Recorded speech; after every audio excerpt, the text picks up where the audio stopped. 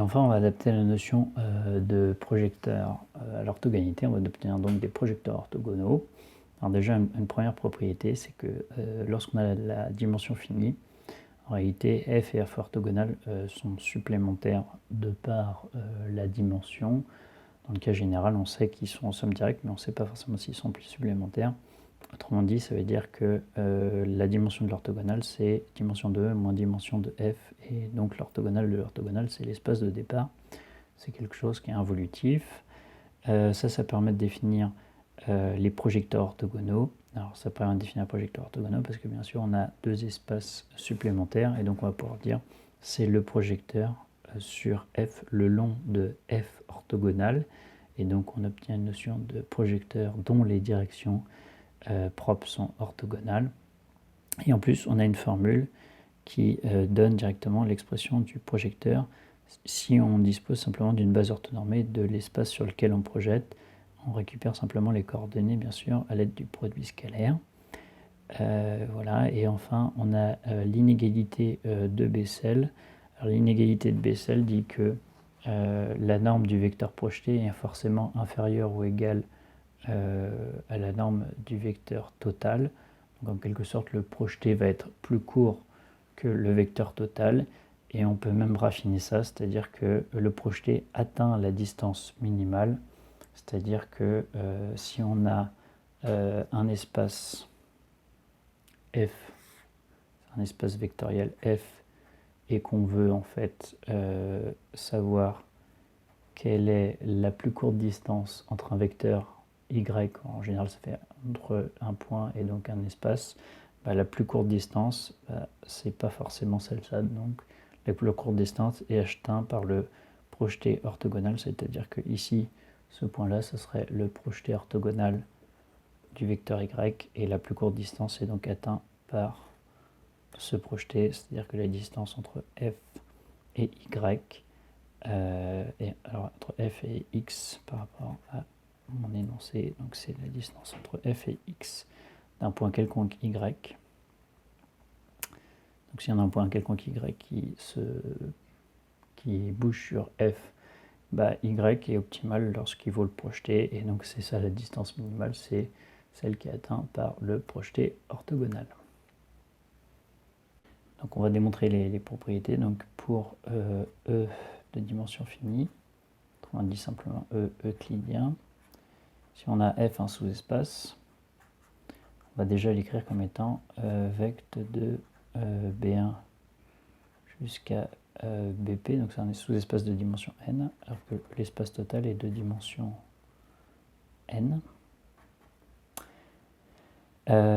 Et on peut supposer que B1 BP est orthonormé.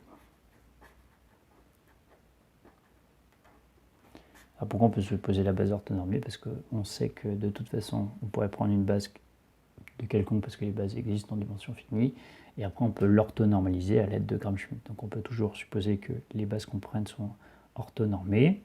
Alors ensuite, ce qu'on va pouvoir faire, c'est ça, c'est une famille libre de E, donc en fait on peut la compléter.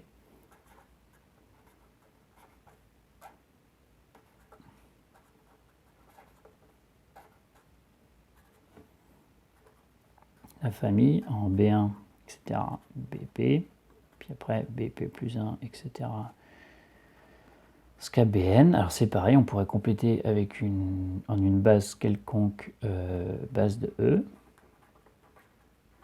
mais à l'aide de Gram-Schmidt, on pourrait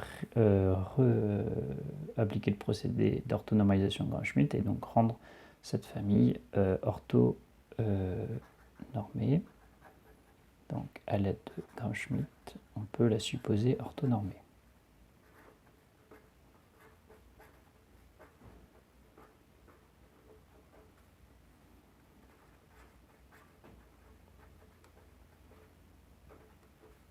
Voilà. Et donc, qu'est-ce qu'on va obtenir? On a simplement que E, c'est égal à vect de B1 jusqu'à Bn. Alors, on sait déjà que un vect peut être découpé là où on veut. Alors, ce qui va être intéressant, c'est bien sûr de découper au niveau du PM vecteur.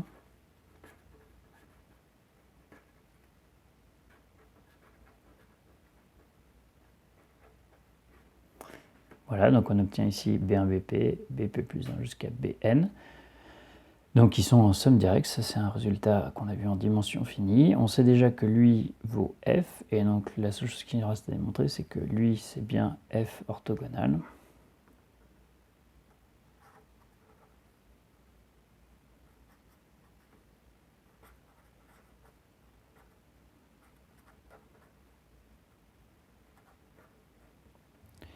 Voilà, mais un vecteur quelconque x appartient à f orthogonal si et seulement si il est orthogonal à tous les vecteurs et de f.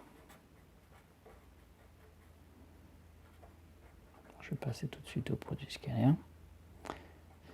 Ça revient à dire que une fois qu'on décompose les y sur la base, ça revient à dire que quel que soit justement le vecteur de la base de 1 à p, x est orthogonal à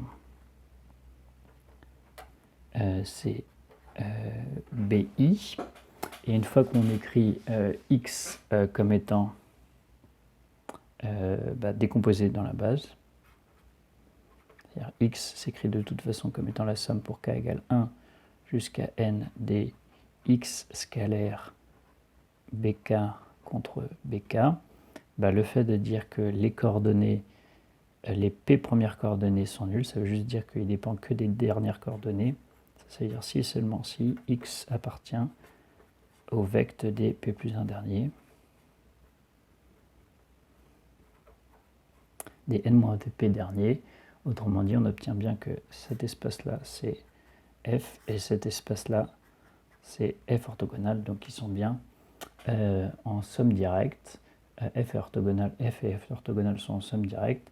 Ça permet de continuer en disant que la dimension d'un supplémentaire, c'est forcément celle qu'on connaît, c'est-à-dire, on peut écrire déjà la conclusion, donc f, somme directe avec f orthogonal égale à E, puis la dimension, alors d'ailleurs j'ai dit qu'on pouvait préciser que ça c'était orthogonal, la dimension de f orthogonal égale à plus la dimension de f égale la dimension de E. Donc on obtient bien que les dimensions sont complémentaires. Et enfin on peut obtenir que l'orthogonal de l'orthogonal, c'est bien l'espace. Alors pourquoi on a ça? C'est ce qui est assez évident, c'est que f est inclus dans l'orthogonal de l'orthogonal, par définition, parce que ça, c'est tous les vecteurs qui sont déjà orthogonaux à tous les vecteurs qui sont orthogonaux de f. Donc en fait, c'est une tautologie. Ça, c'est toujours vrai.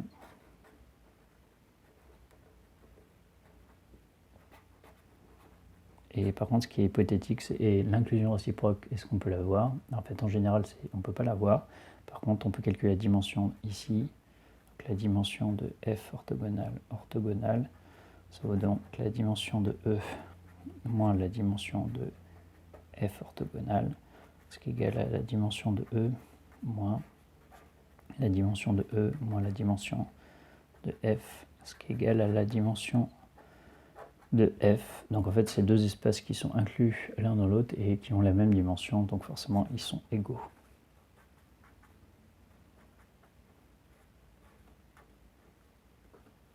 Alors dans le corollaire 3.6, en fait, on peut supposer E de dimension quelconque, autrement dit, on peut le supposer pré-hilbertien. Et par contre, on suppose F, le sous-espace de dimension finie, et donc on le munit, lui, d'une base orthonormée.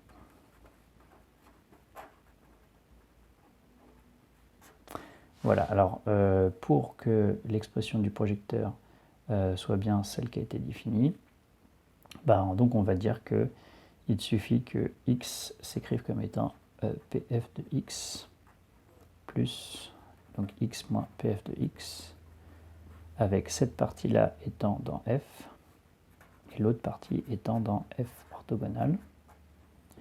Donc on va essayer la formule qui est conjecturée dans le corollaire, on va voir que ça correspond. Donc déjà on a que la somme de x ui entre ui pour i allant de 1 à p, bon, c'est une combinaison linéaire des vecteurs de 1 à p, donc c'est bien un vecteur de f. Alors tous les vecteurs sont sur R ici, donc des fois on ne précise même pas. Et l'autre chose, c'est qu'il faut réussir à démontrer que l'autre partie est bien dans l'orthogonale de f. Alors pour démontrer qu'on est dans l'orthogonale de f, il suffit de démontrer qu'on est orthogonal à n'importe quel vecteur de la base. Donc pour un j entre 1 et p, on va essayer de démontrer qu'on est orthogonal à uj. Donc pour démontrer qu'on est orthogonal à uj, on fait donc x moins pf de x contre uj. Et donc ça nous fait x uj moins, donc on peut remplacer par la somme, donc ça fait la somme pour i égale 1 à p, p dx ui, et ici on obtient ui scalaire uj.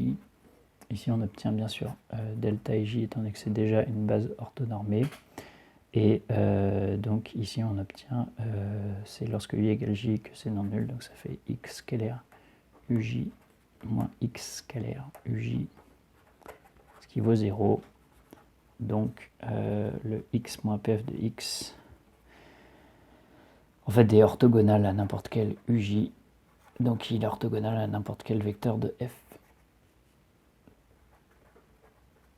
Appartient à f orthogonal. Autrement dit, c'est bien la décomposition de x, donc son projeté, c'est cette quantité-là qu'on a conjecturée.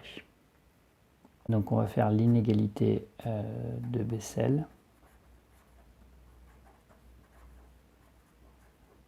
Donc il dit que la norme d'un projeté orthogonal est nécessairement inférieure ou égale à la norme de x.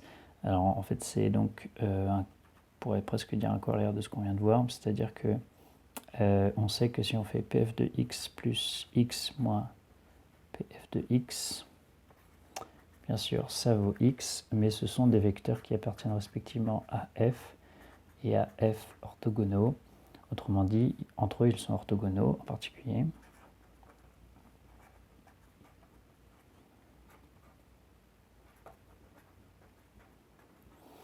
Donc on peut utiliser le théorème de Pythagore.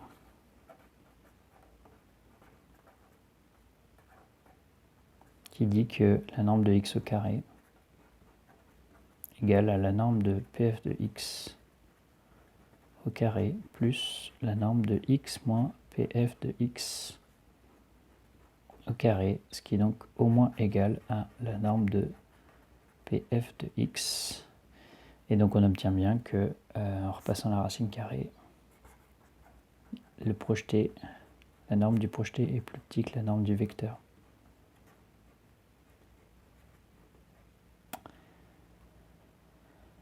Voilà, et ensuite on va réussir à démontrer le fait que la distance minimale est réalisée par le projeté orthogonal. Donc en fait ça va être une application de ça, c'est-à-dire que si on refait le dessin, on a un espace vectoriel f et on essaye de dire x est à quelle distance. Donc normalement si on a un point quelconque de y, on aurait la distance c'est ça, mais nous on veut la distance minimale, donc il y aura plusieurs distances.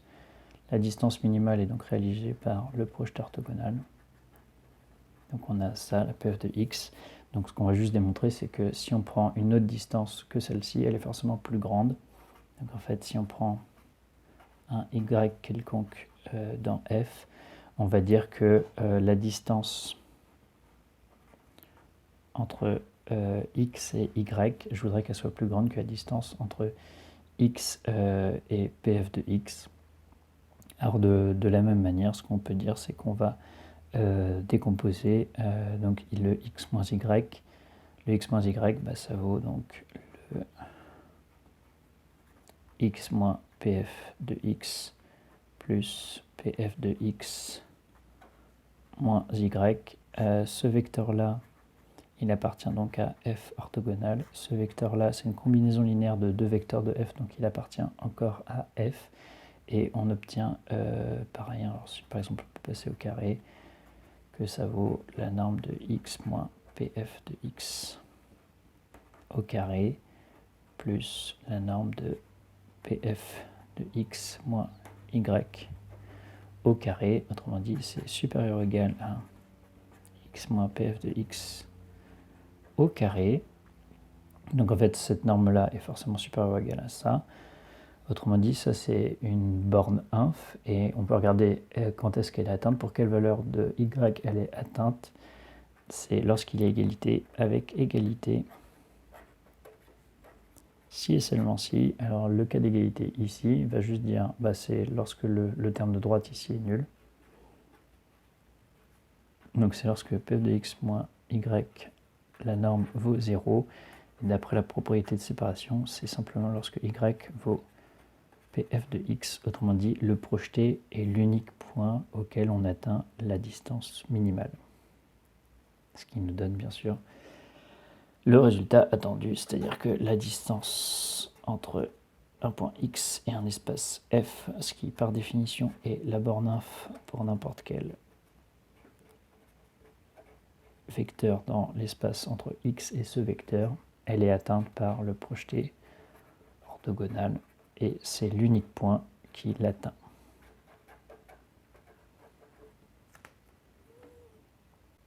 Alors on peut traiter l'exemple de l'espace R3 muni du produit scalaire canonique.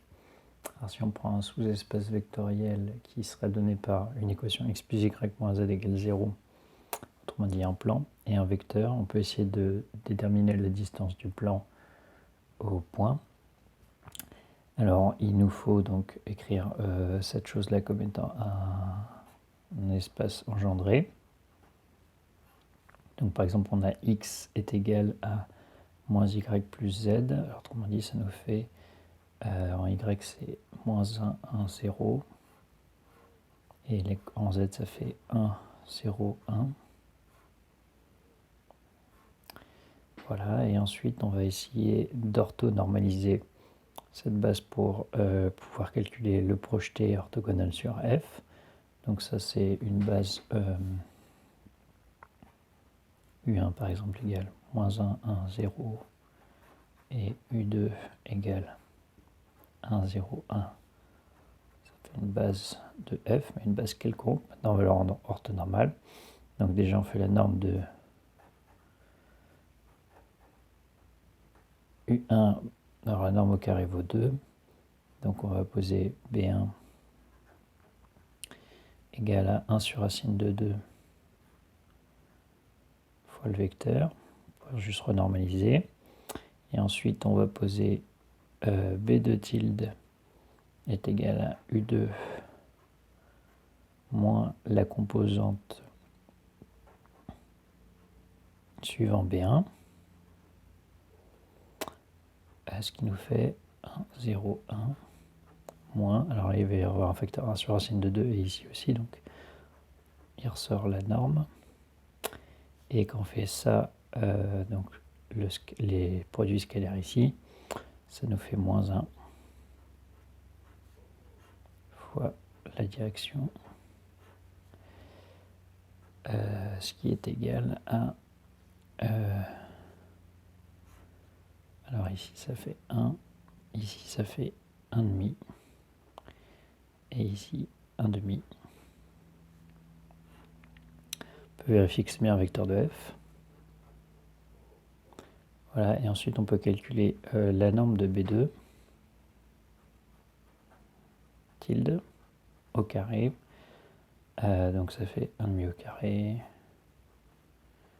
plus 1,5 au carré, plus 1 au carré. Donc ça fait 3,5. Et on peut donc renormaliser ce vecteur-là en disant qu'on va avoir B2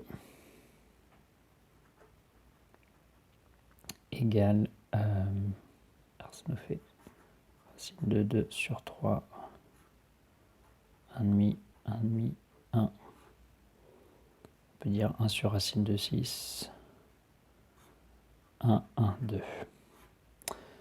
On peut vérifier que ces deux vecteurs-là sont bien orthogonaux. Le produit scalaire est bien nul. Autrement dit, ça c'est une base orthonormée de f. Et donc le projecteur de n'importe quel vecteur v, projecteur orthogonal a pour expression v scalaire b1 fois b1 plus v scalaire b2 fois b2. Et donc ici, on voulait avoir la distance au vecteur u. Donc on n'a que le projeté de u égale. Alors, donc ça nous fait 1, 1, 1, 1 sur racine de 2, moins 1, 1, 0. 1 sur racine de 2, moins 1, 1, 0. Plus 1, 1, 1. 1 sur racine de 6, 1, 1, 2. 1, 1, 2, 1 sur racine de 6. Donc dans le résultat final, il est censé plus y avoir de racines. Donc là, on trouve le divisé par 2 et le produit scalaire fait en fait 0. Donc le premier vecteur n'apparaît pas.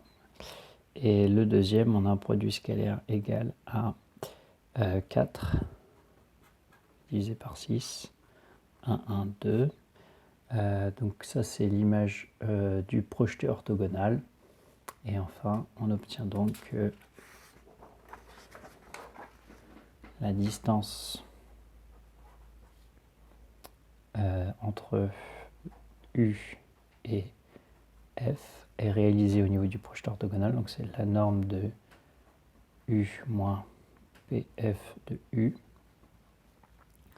ce qui est égal à la norme de 1, 1, 1 moins 2 tiers de 1, 1, 2, ce qui est donc égal à la racine de, alors première coordonnée on trouve 1 tiers, deuxième coordonnée 1 tiers,